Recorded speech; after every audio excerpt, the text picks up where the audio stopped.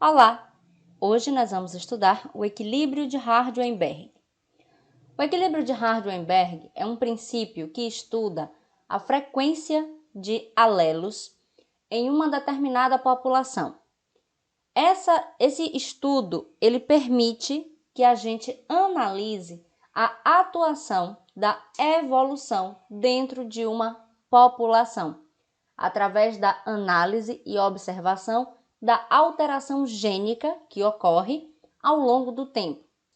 O equilíbrio de Hardt-Weinberg é o princípio do equilíbrio gênico e diz que, se nenhum fator evolutivo atuasse sobre uma população que satisfizesse certas condições, as frequências de seus alelos permaneceriam inalteradas ao longo das gerações. Para que o equilíbrio de Hardt-Weinberg seja analisado, para que ele seja considerado, é necessário que a população apresente algumas condições. A primeira delas é: a população deve ser muito grande, teoricamente, quanto maior, melhor, de modo que possam ocorrer todos os tipos de cruzamento possíveis, de acordo com as leis de probabilidade. A população ela deve ser panmítica, do grego pan, todos, e do latim miscere, misturar.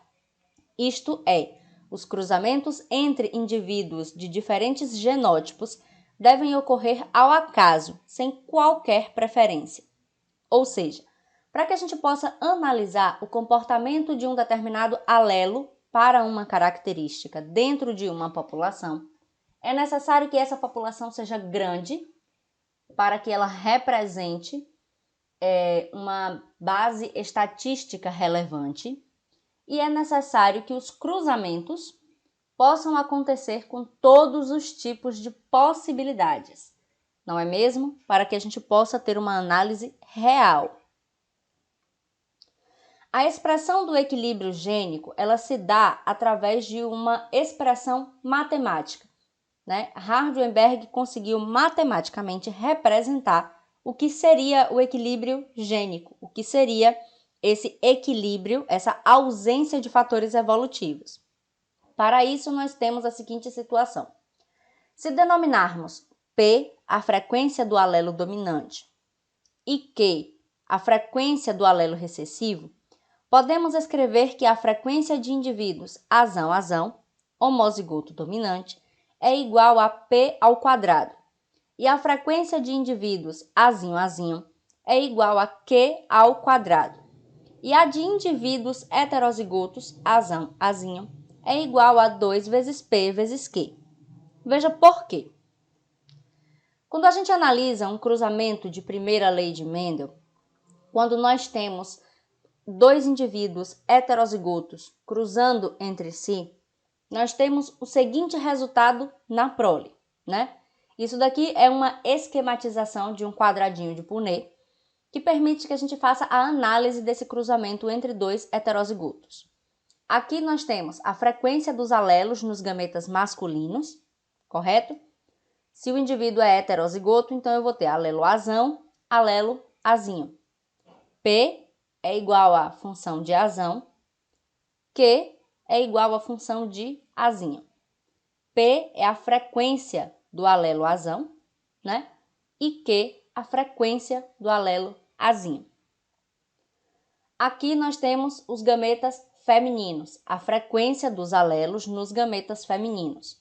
Do mesmo modo, P é a frequência do alelo azão, Q a frequência do alelo azinho. Quando nós realizamos o cruzamento, aqui nessa prole, nós teremos as seguintes combinações.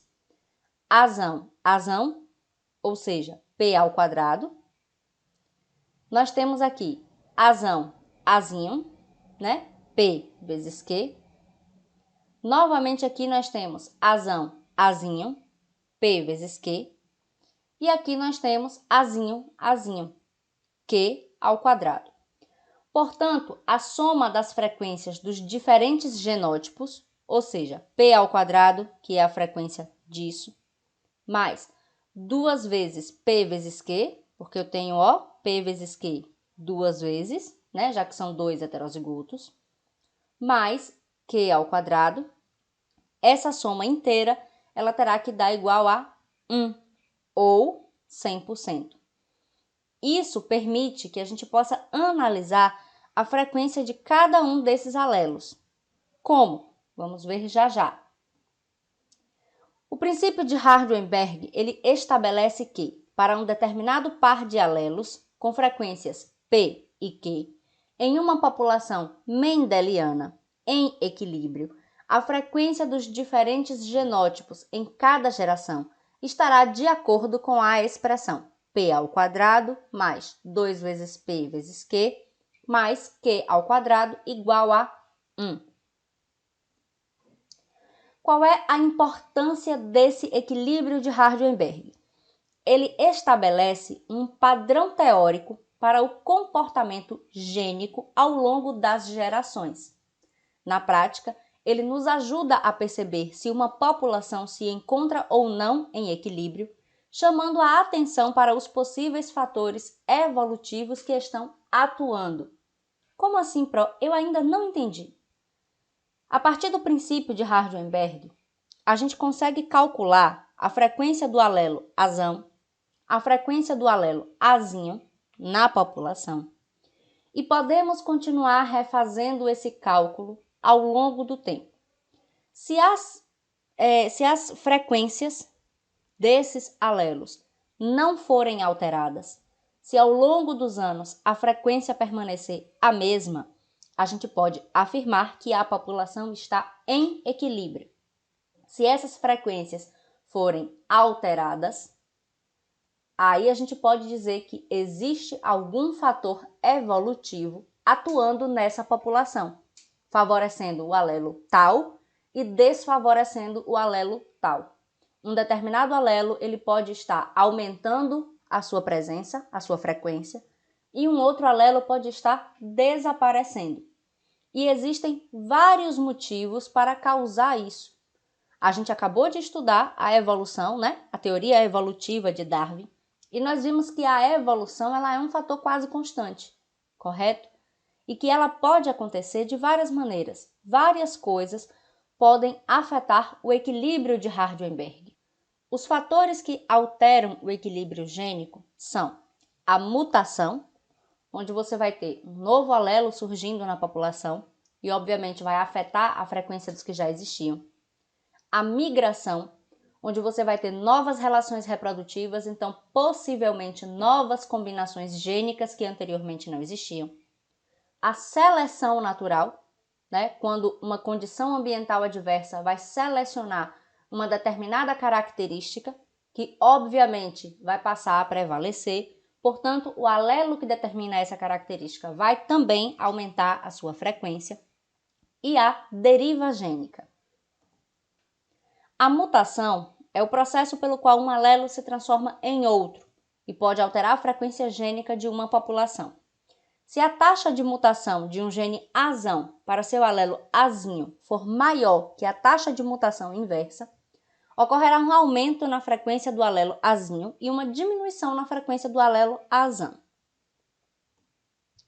As migrações podem alterar a constituição gênica de uma população.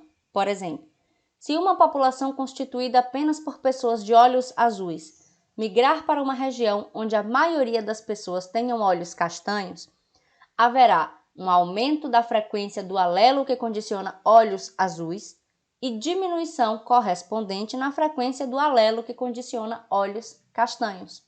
Ou seja, em uma população onde a frequência de olhos azuis era baixa, se inseriu uma população, por migração, de olhos azuis e a frequência de alelos para olhos azuis acaba aumentando, já que aquela característica estará presente ali em maior quantidade.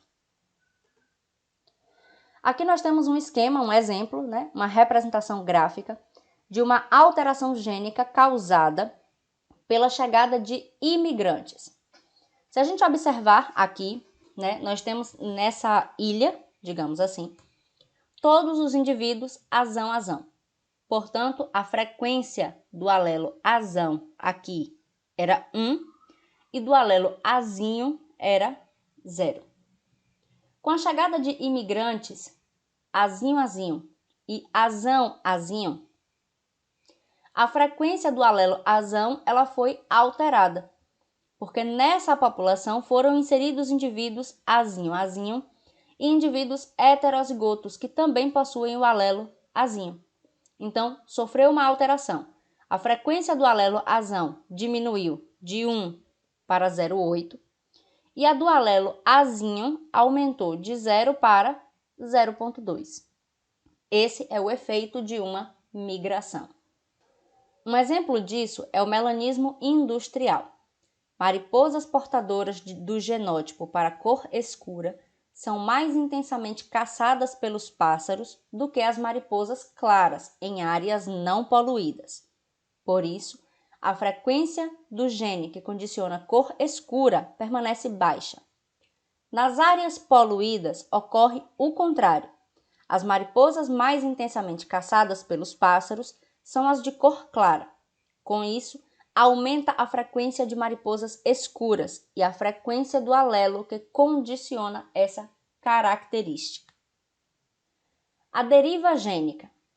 Desastres ecológicos, como incêndios florestais, inundações, desmatamentos e etc., podem reduzir tão drasticamente o tamanho de uma população que os poucos sobreviventes não são amostras representativas da população original, do ponto de vista genético. Por acaso, e não por critérios de adaptação, certos alelos podem ter a sua frequência subitamente aumentada, enquanto os outros alelos podem simplesmente desaparecer. Esse fenômeno é chamado de deriva gênica. Ou seja, aqui onde é que a gente tem a diferença? É uma alteração drástica. Na seleção natural, na questão da seleção natural, a gente tem um processo gradual, um processo lento. Na deriva gênica, a gente tem um processo súbito, um processo abrupto. O desastre de Mariana, por exemplo, o desastre das barragens que a gente teve também em Brumadinho, quando houve o rompimento da barragem e um grande despejo de rejeito de minério de ferro. Isso, com certeza, afetou a fauna e a flora existente naquele lugar. Então, muitas espécies de animais, muitas espécies vegetais acabaram tendo a sua população afetada. E isso, obviamente, interfere na frequência gênica daquela população, certo? Essa alteração dessa frequência gênica não aconteceu por um fator adaptativo. Não foi uma questão de o organismo que estava mais apto conseguiu sobreviver e o outro não, certo? Foi uma mudança abrupta, foi uma condição extraordinária.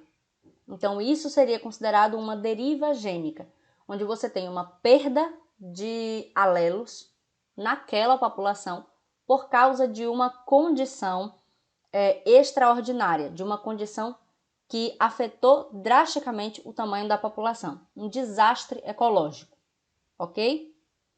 Não é uma condição de evolução. A evolução ela é um processo lento e gradual. Os desastres ecológicos eles são acontecimentos abruptos que afetam drasticamente essa frequência gênica. Aqui a gente tem uma situação. Uma determinada população em um lugar, nós temos aqui um deserto, um lago, uma floresta. E essa floresta passou por um processo de desertificação que aconteceu muito rápido. Antes, a frequência entre os alelos azão e azinho era de 0,5 para cada um. No momento em que, por uma condição ambiental muito adversa, aconteceu um processo de desertificação muito rápido, essa frequência mudou. A frequência do alelo azão, que era de 0,5, caiu para 0,2. E a do alelo azinho, que era 0,5 também, mudou para 0,8. Após um determinado tempo, após um reflorestamento dessa área desertificada, as frequências alélicas, as frequências gênicas, retomaram a sua condição original. Então, a gente não pode dizer que isso aqui, que é esse acontecimento de desertificação, foi um acontecimento evolutivo. Foi algo como uma seleção natural. Porque se assim fosse, essas frequências alélicas elas não voltariam ao normal, certo? Elas não voltariam a restabelecer a população na condição em que ela existia antes, tá certo? E também, como eu já disse e vou repetir, o processo de seleção natural ele é um processo lento. Para essa situação, a gente tem o caso do princípio do fundador, que é um caso extremo de deriva gênica, né? O princípio do fundador é quando uma nova população é originada, é fundada por um ou poucos indivíduos, seja porque a população ancestral sofreu uma diminuição drástica, ou porque um pequeno número de indivíduos de uma população migrou de uma região para outra e deu origem a uma nova população. Por exemplo, digamos que em Riachão do Jacuípe não existam borboletas de asas azuis metalizadas brilhantes. Não existe. Essas borboletas só existem em Serrinha. Por algum motivo, 3 borboletas resolveram voar de Serrinha para Riachão do Jacuípe e estabelecer uma nova população aqui. Portanto, aqui em Riachão, essas borboletas, que são apenas 3 indivíduos, é uma população muito pequena, ela vai fundar uma nova população. Então, nesse caso, a gente tem aí uma questão de deriva gênica, né? Você chegou em um determinado ambiente agora e a frequência desse alelo, ela ainda não faz parte do equilíbrio de Hardy-Weinberg, porque a população, ela não tem um tamanho suficiente para ter representatividade gênica. É uma população muito pequena. Lembrem-se das condições para que o equilíbrio de Hardy-Weinberg exista. A população, ela precisa ser muito grande, né? E ela tem que ser uma população pamítica. Populações muito pequenas, a gente não pode estabelecer que as frequências alélicas encontradas se encaixam ou representam a frequência alélica de uma população inteira, ok? Nessas condições, os indivíduos que iniciaram a nova população, por serem poucos, geralmente não constituem uma amostra representativa da população original.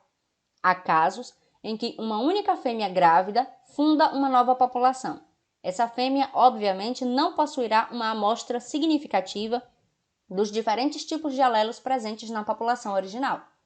O que eu acabei de explicar para vocês, né? Eu posso considerar que a amostra dos alelos presentes na borboleta azul brilhante de Riachão do Jacuípe representa a frequência alélica das borboletas azuis que existem em Serrinha? Eu não posso, porque a população daqui é muito pequena. Vamos exercitar? Afinal, a gente só aprende quando a gente treina, não é mesmo? Vamos lá. Uma população em equilíbrio gênico apresenta 980 indivíduos com genótipo azão-azão, 840 indivíduos com genótipo azão-azinho e 180 indivíduos com genótipo azinho-azinho. É correto afirmar que, nessa população, a frequência dos alelos azão e azinho será, respectivamente, de... E agora, pronto, como é que eu calculo isso? Muito simples. Questão de porcentagem simples. Primeiro, vamos lá.